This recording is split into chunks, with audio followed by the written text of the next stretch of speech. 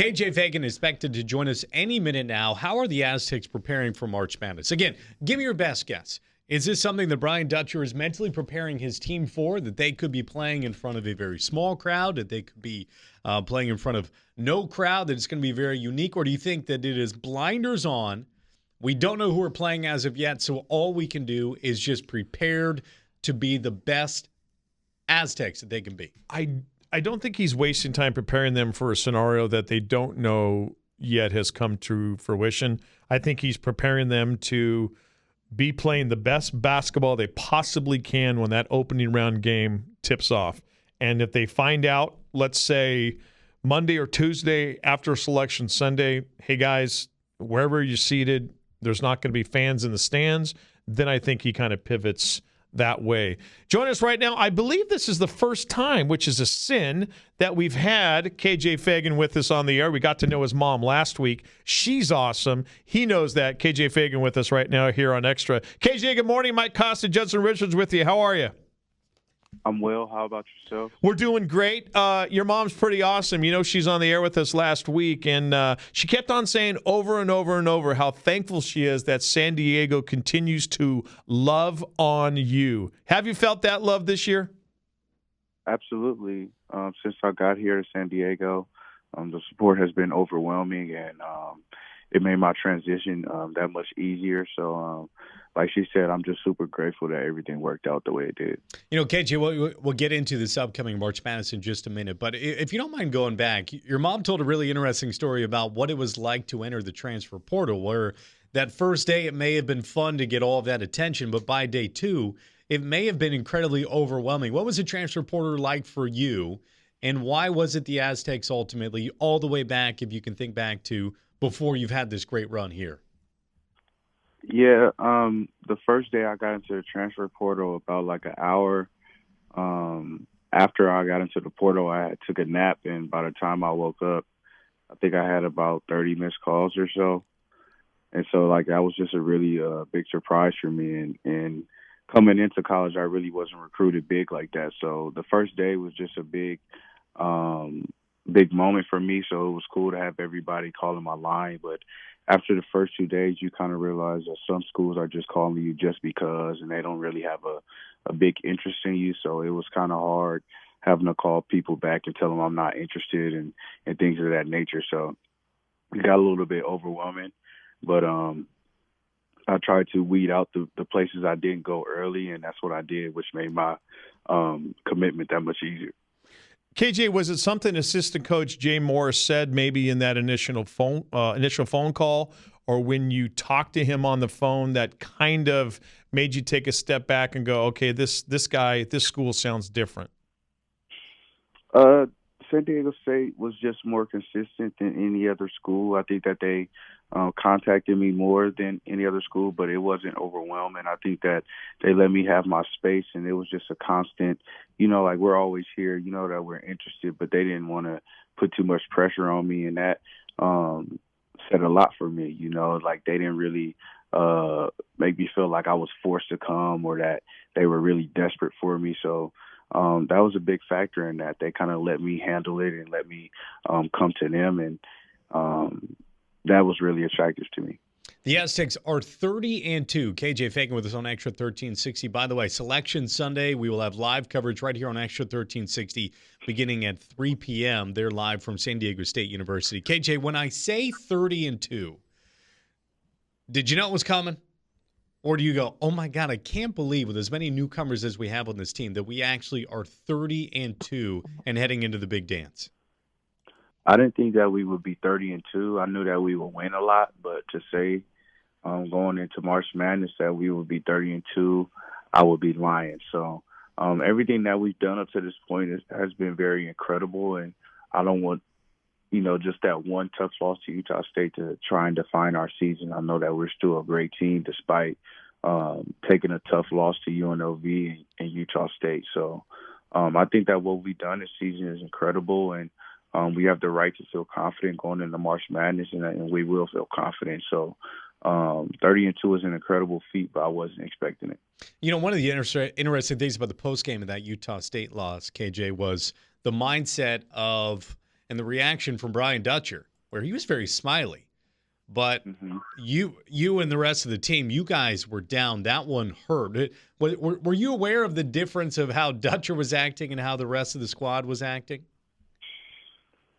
I wasn't too aware. I think I was still a little bit upset from when I unfolded, so I really wasn't paying attention to how everybody else reacted. I think for the first couple hours after the game, I was just really, really upset. But you just kind of have to take a step back and realize, whatever is done is already done. So you kind of have to find a way to move on and improve from that point. So I think him being so positive helped me get over the loss a little bit more. And, he just reminded us that we played hard and, it was just their day. So sometimes that's just how the ball rolls. But we have to get back on our horse. We have to improve over these next few days before the tournament starts, and that's what we're going to do.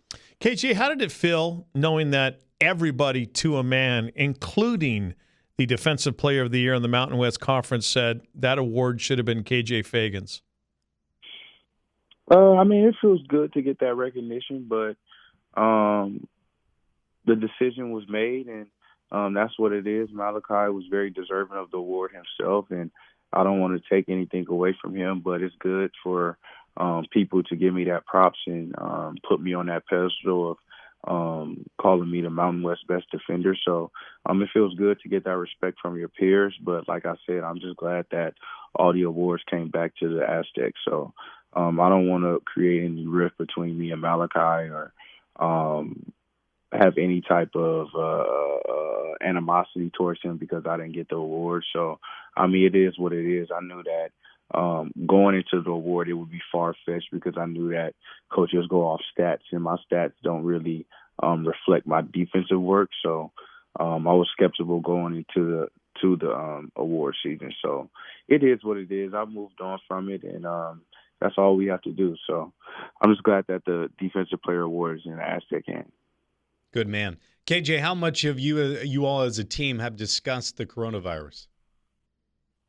It's kind of inevitable now. I think that, you make a little bit some jokes about it when somebody coughs or something. It's just a topic of conversation.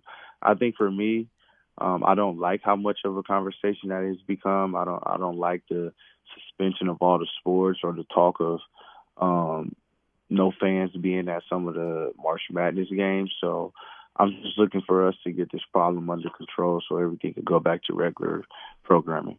KJ, how hard is that going to be, I guess, from a mental standpoint of possibly maybe in that first round game, whether it's in the West, the East, wherever the NCAA decides to send you guys, of walking into that structure that's going to host the regional or the games and knowing it's just you, your coaching staff, the other players from the other team, officials, and referees on the court. I would assume part of the dream is you're as you move on, you're playing in front of bigger and bigger crowds. Right. It's super frustrating because I think that I worked hard to get to this point. I haven't never played in a March Madness tournament. So for myself personally to finally arrive at this moment and have this virus in the way of fans coming to see me or my family being able to see me in March Madness, it's something that's frustrating to think about. So I'm not even trying to put too much stock in it because if it actually happens, I would be very, very, very upset, just like any other athlete, because we've put in the work to get to this point so that the national stage can see us in person. So for that moment to be taken away from us would be very tragic, to say the least. Yeah. I'm trying not to just hammer you on this because, again, you're not going to do it until it actually happens, and we still don't know. The television in front of us, the NCAA, keeps putting up the same statement over and over. There is not a new statement on this.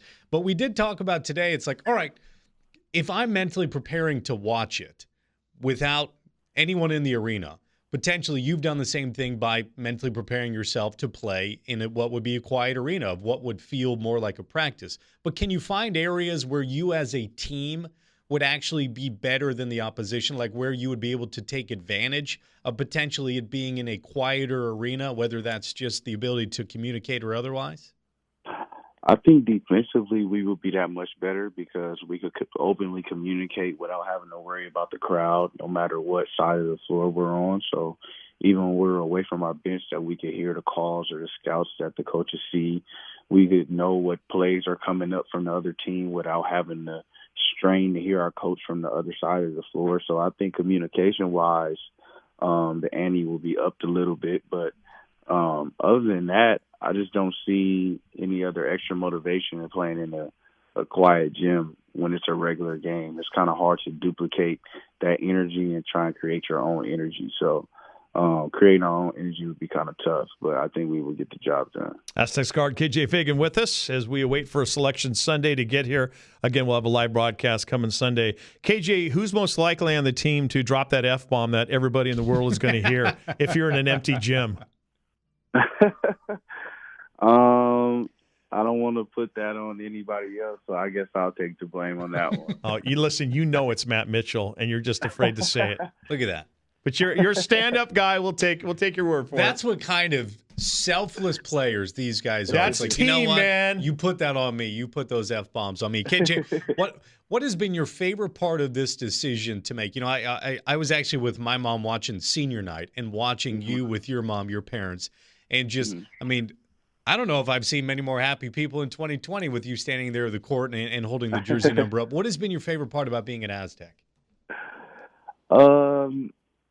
I can't say there's just one specific thing. I just being an Aztec has given me just a whole new energy and a whole new life about me. It's just kind of brought the joy back to the game that I lost in the last few years. It's just been pretty tough battling injuries and coming back. I just don't think I was mentally in a good spot. So I just think everything that comes with being an Aztec has just boosted my morale and boosted my confidence and boosted my thoughts about the game. So it's just everything that goes into it, whether it's just walking around campus and people noticing you, whether it's the fans coming up to you in the airport, whether it's the fans' support from you on social media, or just the random people coming up and just knowing the smallest things about you. It's just good to know that, you know, eyes are constantly on you, and some people don't like that, but I don't mind the eyes being constantly on you. I don't mind the attention. So I would just say the whole package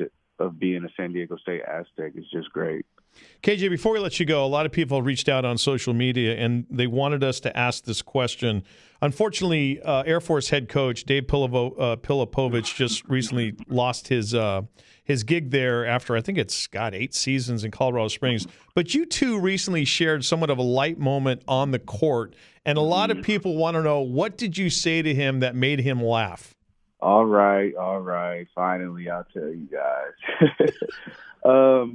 So at Santa Clara, I had an assistant coach by the name of Sdsu, and he worked at Air Force with Popovich. And before the game, he wanted me to go up to Popovich and tell him that he dressed better than him. And he told me, he was like, the head coach is going to die laughing when you tell him this. So I had been trying to tell him the whole game, but the game was close, and I just didn't know when to tell him. And we finally had that break where the shot clock was messed up, and we had about a 4-minute break.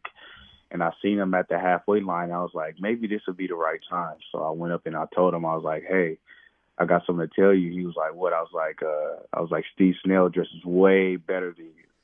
And then he just started dying laughing. And he got the reaction that my coach said, and there it was. So I'm glad that he reacted the way he did, because it could have went either way. So after I said that, no, your timing was impeccable, and it was one of those moments like it's good to see that you can have fun even though you're trying to beat each other's brains in on a court. Hey KJ, right. You have ultimately, the season has been such a gift. You have been a gift to Aztecs fans, and I don't know what this March Madness is going to look like. I told you I've been mentally preparing myself to watch a very odd March Madness. And someone said on Twitter, they said, hey, this would be the most unforgettable March Madness in the history of all of them. So hold on to that joy no matter what it's going to look like in these next couple of weeks. Best of luck on Selection Sunday as well. Thanks for your time. Thank you, sir. You guys have a great day. Thanks, KJ.